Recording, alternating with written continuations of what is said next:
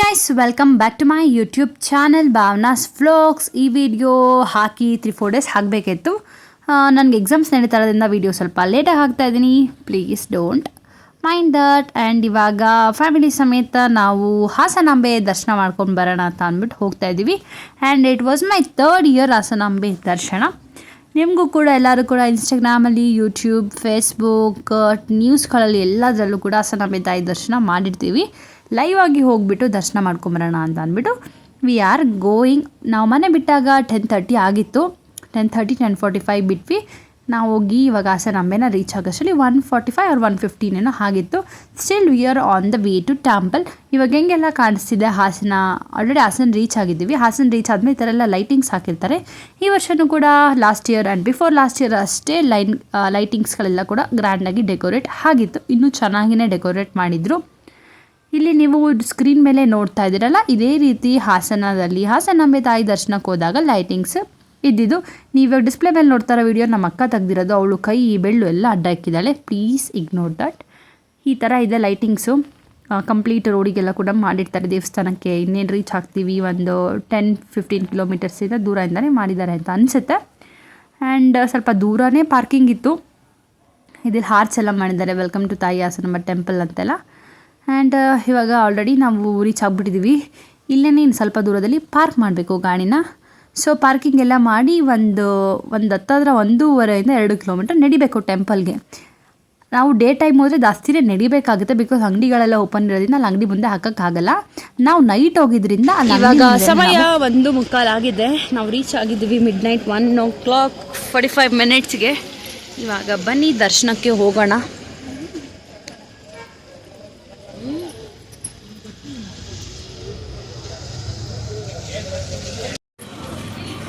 ಈಗ ಹಾಸನಾಂಬ ದರ್ಶನಕ್ಕೆ ಹೋಗ್ತಾ ಇದ್ದೀವಿ. ಬನ್ನಿ, ನಿಮ್ಮನ್ನು ಕೂಡ ಕರ್ಕೊಂಡು ಹೋಗ್ತೀನಿ.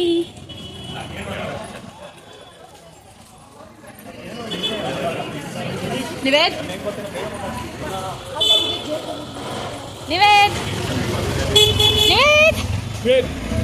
ಎಲ್ಲ ಬಂದಿದ್ದೀವಿ. ಏ ಬಾಯ್, ಎಲ್ಲಿ ಬಂದಿದ್ದೀವಿ? ಅಮೂಲು ಯಾರ್ ಈ ಸಲ ಲಾಸ್ಟ್ ಟೈಮ್ ಥರ ಫ್ರೀ ಟಿಕೆಟ್ಸ್ ಈಸಿಯಾಗಿ ಅವೈಲಬಲ್ ಇರಲಿಲ್ಲ. ಸೊ ಹಂಗಾಗಿ we went with 300 rupees ticket. And ಜನ ಏನಿರಲಿಲ್ಲ. ಸೊ 30 ಮಿನಿಟ್ಸಲ್ಲಿ ಜರ್ನಿ ದರ್ಶನ ಆಗುತ್ತೆ ಅಂತ ಹೇಳಿದ್ರು. ಸೊ ಹಂಗಾಗಿ we went with 300 rupees ticket. ಬನ್ನಿ ಎಷ್ಟೊತ್ತರಲ್ಲಿ ದರ್ಶನ ಆಗುತ್ತೆ ನೋಡೋಣ.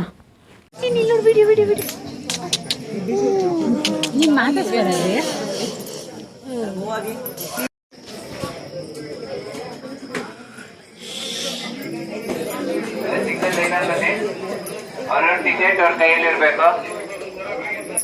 ಅವ್ರವ್ರ ಟಿಕೆಟ್ ಅವ್ರ ಕೈಯಲ್ಲಿರ್ಬೇಕು.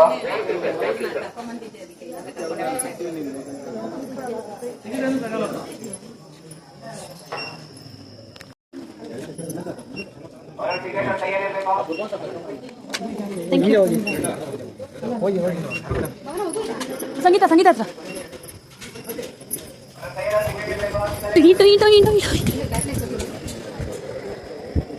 ಏನಾಗಲ್ಲ, ನಡೀರಿ.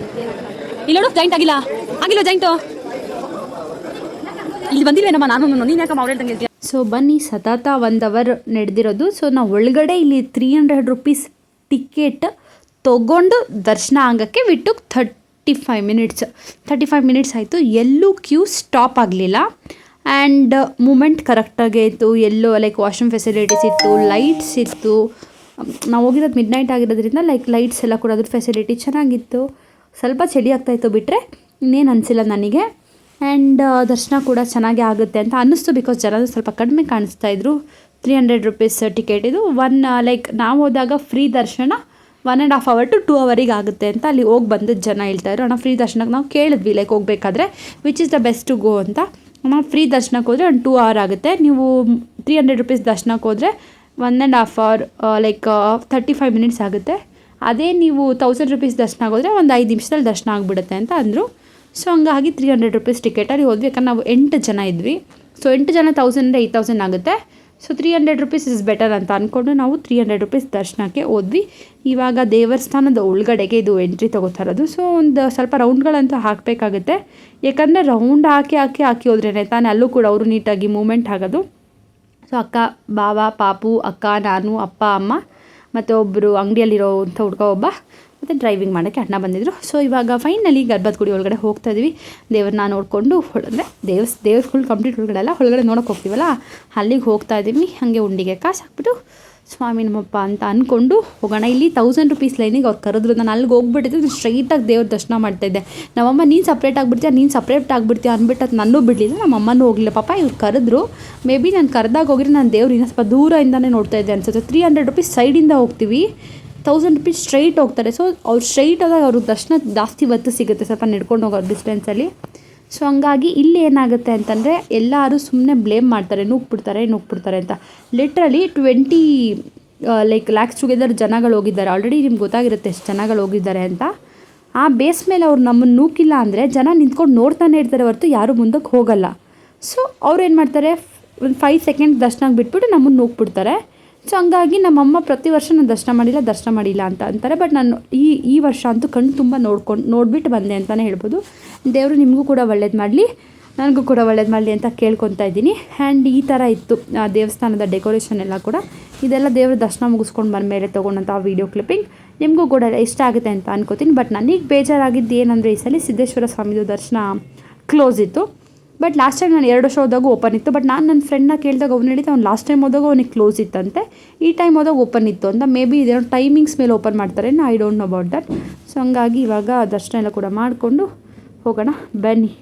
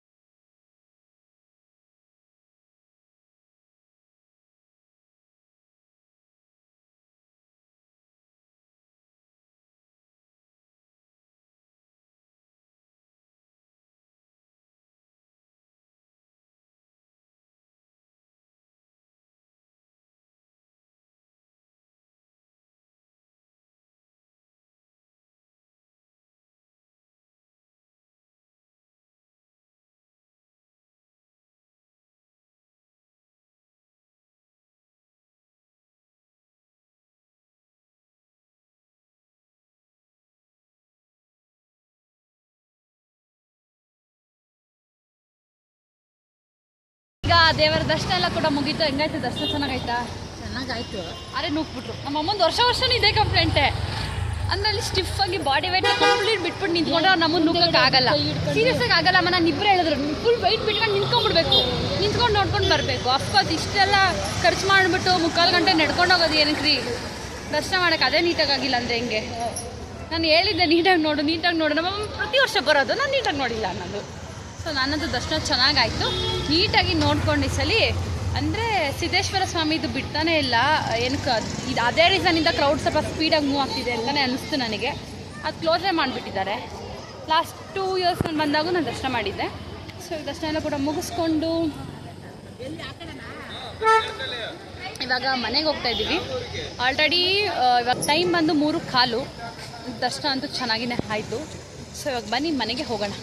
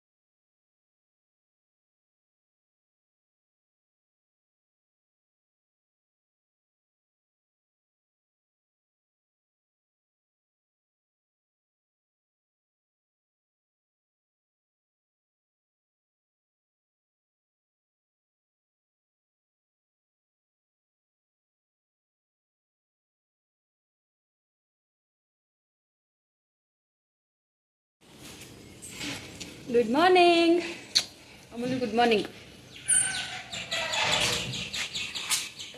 ಹಾಂ, ಸೊ ನಾವು ಇಷ್ಟು ಹಾಸನಾಂಬ ದರ್ಶನ ಎಲ್ಲ ಕೂಡ ಮುಗಿಸ್ಕೊಂಡು ಮನೆಗೆ ಬಂದ್ವಿ. ಇವಾಗ 6 ಗಂಟೆ 10 ನಿಮಿಷ ಆಗಿದೆ. ಹತ್ತತ್ರ 6:30 ಬಂದ್ವಿ. ನೆನ್ನೆ 10:45 ಬಿಟ್ಟಿದ್ದಕ್ಕೆ ಇವತ್ತು 6:30 ದರ್ಶನ ಎಲ್ಲ ಕೂಡ ಮುಗಿಸ್ಕೊಂಡು we are back home. So ನಿಮ್ಮೆಲ್ಲರಿಗೂ ಕೂಡ ಈ ಒಂದು ಹಾಸನಾಂಬ ದರ್ಶನದ ಬ್ಲಾಗ್ ಇಷ್ಟ ಆಗಿದೆ ಅಂತ ಅನ್ಕೋತೀನಿ. ಇಷ್ಟ ಆಗಿದ್ರೆ ಏನು ಮಾಡಬೇಕು? Like, share, subscribe to my YouTube channel. Friends, family, well wishes ಎಲ್ಲರ ಜೊತೆ ನನ್ನ ಒಂದು ವಿಡಿಯೋನ ಶೇರ್ ಮಾಡಿ. ಈಗ ಮನೆಗೆ ಬಂದು ಸ್ವಲ್ಪ ಹೊತ್ತೆಲ್ಲ ಕೂಡ ರೆಸ್ಟ್ ಎಲ್ಲ ಕೂಡ ಮಾಡಿ, ಅದಾದಮೇಲೆ ಟಿಫನ್ನ ಕೂಡ ಟೊಮೆಟೊ ಬಾತ್ ಮಾಡಿದ್ರು, ತಿಂದ್ಕೊಂಡು ನೆಕ್ಸ್ಟ್ ನಾವು ನಮ್ಮ ಮನೆಗೆ ಬಂದ್ವಿ.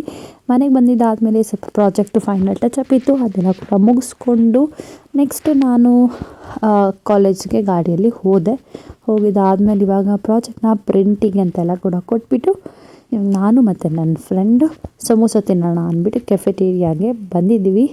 ಆ್ಯಂಡ್ ಸಮೋಸ ಎಲ್ಲ ತಿನ್ಕೊಂಡು ಹೋಗೋಷ್ಟರಲ್ಲಿ ಆಲ್ರೆಡಿ ನಾವು friend. This is the notice certificate.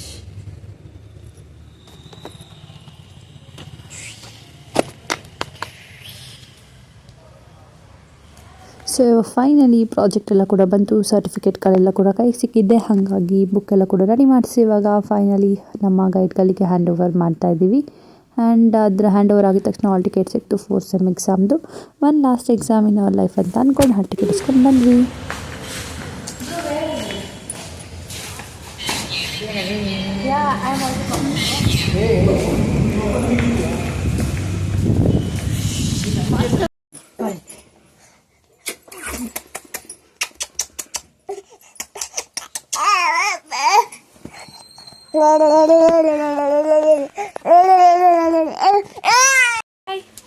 Say bye.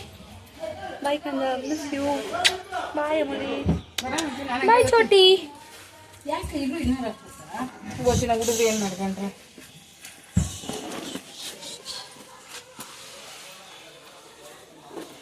Miss you.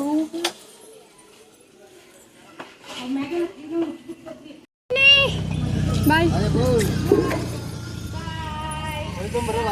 ಸರಿ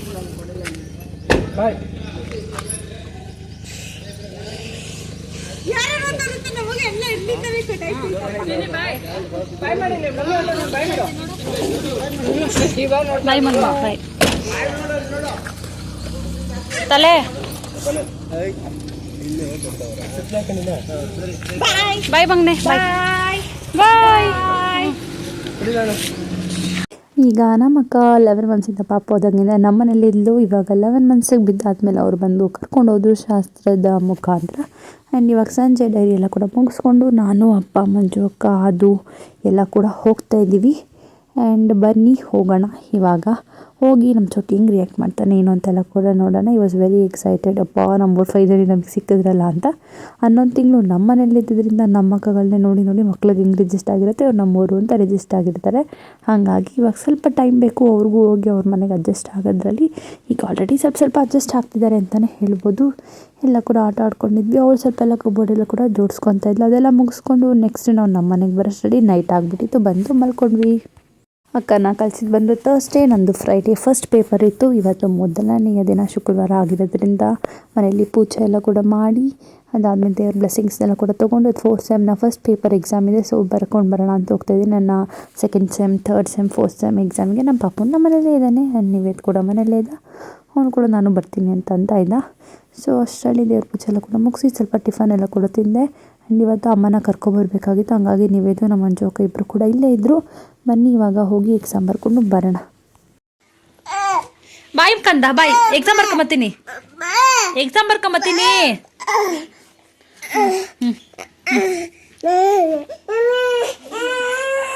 ಯಾಕೆ ಅಮ್ಮ? ಆಯ್ತು ಎತ್ಕೊಳ್ತೀನಿ ಬಾ. ಮನೆಗೆ ಹೋಗಿ ವ್ಯಾಕ್ಸಿನ್ ತಗೊಂಡು ಅಕ್ಕನ ಮಾತಾಡ್ಸ್ಕೊಂಡು ಹೋಗಿ. ಬಾಯ್ ಬಾಯ್. ಇವತ್ತು ಲಾಂಗ್ ಪ್ಲಾನ್ ಇದೆ ನಿಮ್ಮದು. ನಾನು ಎಕ್ಸಾಮ್ ಬರ್ಕೊಂಡು ವಾಪಸ್ ಮನೆಗೆ ಬರ್ತೀನಿ. ಓಕೆ ಬಾಯ್ ಕಂದ. ಬ್ಯಾಗ್ ಕಿತ್ತಾಕ್ತೀಯಾ? ಬಾಯ್. ಇವಾಗ ನಮ್ಮ ಬಾವಂಗೆ ಊಟ ಎಲ್ಲ ಕೂಡ ಎತ್ಕೊಂಡು I am going to college. So ಬನ್ನಿ ಹೋಗೋಣ ಕಾಲೇಜಿಗೆ. ಕಾಲೇಜ್ಗೆ ಹೋಗೋಣ ಬನ್ನಿ. ಇವತ್ತು ಫಸ್ಟ್ ಡೇ ಎಕ್ಸಾಮು. ಎಲ್ಲ ಪ್ರಿಪೇರ್ ಆಗಿದ್ದೀನಿ. ನಾನು ಓದಿರೋದೆಲ್ಲ ಬರುತ್ತೆ ಅಂತ. ಚೆನ್ನಾಗಿ ಎಕ್ಸಾಮ್ ಬರೆದ್ಬಿಟ್ಟು ಮನೆಗೆ ಬಂದಮೇಲೆ ವೀಡಿಯೋನ ಕಂಟಿನ್ಯೂ ಮಾಡ್ತೀನಿ, ಓಕೆನಾ. ಇವಾಗ ಹೋಗೋಣ, ಊಟ ಕೊಟ್ಬಿಟ್ಟು. ಸಮಯ 11:15 ಆಗಿದೆ. 12:30 ಹೋಗ್ತೀನಿ. 1:15 ತನಕ ಫ್ರೀ ಇರುತ್ತೆ. ಸ್ವಲ್ಪ ಎಲ್ಲ ರಿವ್ಯೂಸ್ ಮಾಡಿಕೊಂಡು ನೆಕ್ಸ್ಟ್ ಹೋಗೋದೆ ಎಕ್ಸಾಮ್ ಬರೆಯೋಕ್ಕೆ. Wish me all the best. So 11:30 ಮನೆ ಬಿಟ್ಟು ಊಟ ಎಲ್ಲ ಕೊಟ್ಟೆ. 12:15 ಆಗಿದ್ದೆ. Already I mean library. ನಾನು ಹೇಳಿದ್ದೆಲ್ಲ 45 ಮಿನಿಟ್ಸ್ ಬೇಕಂತ. ಇವಾಗ ಟಕ ಅಂತ ಓದಿರೋದನ್ನು ರಿವೈಸ್ ಮಾಡಿ ಇನ್ನೂ ಕೆಲವೊಂದಿದೆ ಓದಬೇಕು. Where is my syllabus copy? ಇದು ಮಾಮಿಗೆ ಕೊಡಬೇಕು. ಸೊ ಇದು ಓದಿದ್ದೀನಿ 3rd ಚಾಪ್ಟರ್ ಓದಿದ್ದೀನಿ ಕಣೆ. ಹೇಳ್ತೀನಿ, ಬಟ್ ಜಸ್ಟ್ ಮೀನಿಂಗಲ್ಲಿ ನೋಡ್ಕೊಂಡಿದ್ದೀನಿ. ಅದ್ರ ಮೇಲೆ ಅಸಂಪ್ಷನ್ಗಳು ನೀನೇ ಅನಲೈಸ್ ಮಾಡ್ಕೊಂಡು ಬರ್ಕೊಂಡೊಬ್ರು ಅಷ್ಟೇ ಕಣೆ. ಮೀನಿಂಗ್ಸ್ಗಳು 8 ಥಿಯರಿ ಮೀನಿಂಗ್ಸ್ ನೋಡ್ಕೊಂಡು ಬಂದಿದ್ದೀನಿ. ಸೊ ಮಾಡ್ಯೂಲ್ 1 ಇವಾಗ ಸಬ್ಜೆಕ್ಟ್ ಬಂದು ಇಂಟರ್ನ್ಯಾಷನಲ್ ಬಿಸ್ನೆಸ್. ಅದರದ್ದು 6 ಮಾಡ್ಯೂಲ್ಸ್, ನಾನು 5 ಮಾಡ್ಯೂಲ್ಸ್ ಓದಿದ್ದೀನಿ. ಇದು ಓದಿಲ್ಲ. ಇಂಟರ್ನ್ಯಾಷನಲ್ ಇನ್ಸ್ಟಿಟ್ಯೂಷನ್ ನಾನು ಓದಿಲ್ಲ ಗೈಸ್. ಇದು ನಮ್ಮ ಸಿಲೆಬಸ್ ಕಾಪಿ. 401 ಮೊದಲನೇ ಪೇಪರು. ಬನ್ನಿ ಆರಾಮಾಗಿ ಓದಿ. ಇನ್ನೂ ಇದೆ 1 ಅವರ್ ಟೈಮ್ ಇದೆ ಓದೋಕ್ಕೆ. ಓದ್ಕೊಂಡು ಬರೋಣ. ಹೆಂಗೆ ಓದಿದ್ದೀರಾ? ಚೆನ್ನಾಗಿ ಓದಿದ್ದೀಯಲ್ಲ. ಐಲೈನರ್ ಎಲ್ಲ ಹಾಕೊಂಡ್ಬಂದಿದ್ದಾನೆ. ಚೆನ್ನಾಗಿ ಓದಿರ್ತೀಯ. ಸುಷ್ಮಾ ಟಾಪರ್ ಸಂವಾಟ್. ಸೊ ಬನ್ನಿ ಇವಾಗ ಆರಾಮಾಗಿ ಓದೋಣ. ನೀನು ಪ್ರಿಪೇರ ನವ್ಯಾ? ಅಕ್ಷರ್ ನೀನು ಯಾಕೆ ನಿನ್ನ ಫ್ರೆಂಡ್ ಫೋನ್ ಎತ್ತಿಲ್ಲ? ಸ್ವಿಚ್ ಆಫ್ ಬರ್ತೈತೆ. ಹಾಂ, ಎಲ್ಲಿ ಮಲ್ಗೋನು ಅಂತೆ. ಫೋನ್ ಮಾಡಿ ಸ್ವಿಚ್ ಆಫ್ ಬಂತು. ಅವ್ನು ಬುಕ್ಕೇ ತೆಗ್ದಿಲ್ಲ ನೋಡಿ. ಇವಾಗ ತೆಗಿತು ಅವ್ನು ಲೆಜೆಂಡ್. ಏನೋ 2 ಬುಕ್ ಮೇಂಟೈನ್ ಮಾಡಿದ್ಯೇನೋ. ಹಾಂ, ನಾನು ಲೆಜೆಂಡ್ ಇತ್ತು ನಾನು ನೋಡ್ತೀನಿ ನೋಡಿ. ಇದು ಕೋರ್ ಪೇಪರ್ 1. ವೆಯ್ಟ್ ಅಲ್ಲಿ ಶೋ ಕೋರ್ ಪೇಪರ್ 2 ಇಲ್ಲೇ ಇದೆ. ಇರು ಕೋರ್ ಪೇಪರ್ 2 ನೋಟ್ಸೇ ಬರ್ದಿಲ್ಲ ಗೈಸ್. ಹಾಂ, ಯಾರು? ಏಕೆ ನಾವೇನಾದರೂ ಜಾಗ ಚೇಂಜ್ ಮಾಡು ಅಂತ ಹೇಳಿದೀವಾ? ಅದವ್ರ ಹಣೆ ಬರ. ನೆಕ್ಸ್ಟ್ ಇದು HR ಎಲೆಕ್ಟಿವ್ 1. ಹಾಂ, ಇನ್ಫಾರ್ಮೇಷನ್ ತಪ್ಪು ಕೊಡ್ತೀಯಲ್ಲ. ಹೆಂಗೆ ಬರ್ದು ಹೆಂಗೆ ಓದಿ? ಎಷ್ಟೋದಿದ್ಯಾ ಎಲೆಕ್ಟಿವ್ 2 ಕರೆಕ್ಟಾಗಿ ಹೇಳೋದು ನೋಡು. ಓದಿದ್ಯಾನೆಲ್ಲ? ನಾನು ಕಳ್ಸಿರೋ ನೋಟ್ಸೇ ಓದಾ ಬೇರೆ ನೋಟ್ಸ್ ಓದಾ? ಮತ್ತೆ ಹಂಗಂದ್ರೆ ನಾನು ಕಳಿಸ್ತಾನೆ ಇರಲಿಲ್ಲ. ಸುಮ್ಮನೆ ನಾನು ಟೈಮ್ ವೇಸ್ಟ್ ಮಾಡಿ. ಸರಿ ಕೇಳಿ, ನಾನು ಕಳ್ಸಲ್ಲ. ನಾನು ಕಳ್ಸೋದು ಓದ್ಬೇಕು ತಾನೆ.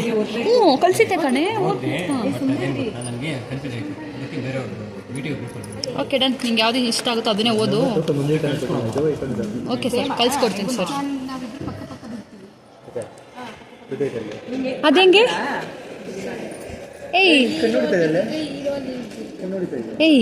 ನಾನು ಚಂದ್ರಕಾಂತ್ ಪಕ್ಕನೇ ಬಿದ್ದಿರ್ತಾರೆ. ಬೇರೆ ಡೆಸ್ಕಲ್ಲಿ ಬಿದ್ದಿರ್ತೀವಿ. ನಾನು ಈ ಕಡೆ ಫಸ್ಟ್ ರೋ ಲಾಸ್ಟ್ ನಾನು ಬಿದ್ದಿರ್ತೀನಿ. ಅವನು ಮಿಡಲ್ ರೋ ಲಾಸ್ಟಲ್ಲಿ. ಸೇಮ್ ನಾನು ಚಂದ್ರಕಾಂತ್ ಹಂಗೆ ಬಿಡೋದು. ವರ್ಷ ಹಂಗೆ ಬೀಳ್ತೀವಿ.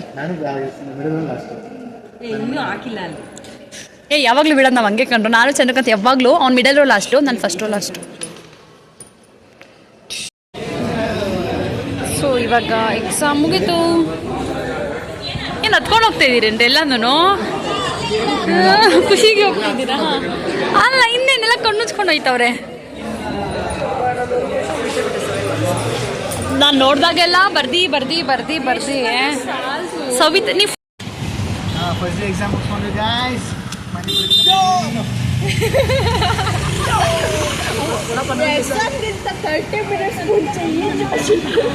ಇದ್ದಿದ್ರೆ ಎಕ್ಸಾಮ್ ಇನ್ನೂ ಸಖತ್ತಾಗಿ ಬರೀತಾ ಇದ್ದೆ. ಅಲ್ಲ, ಇನ್ನೂ ಸೂಪರಾಗಿ ಬರೀತಾ ಇದ್ದ. ತಿನ್ನೋಕೆ ಬರ್ತಾ ಇರಲಿಲ್ಲ. ಟೈಮ್ 6 ಗಂಟೆ ಆಗಿದೆ.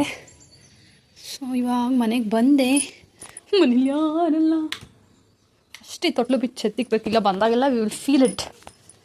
ಇವಾಗ ಫ್ರೆಶ್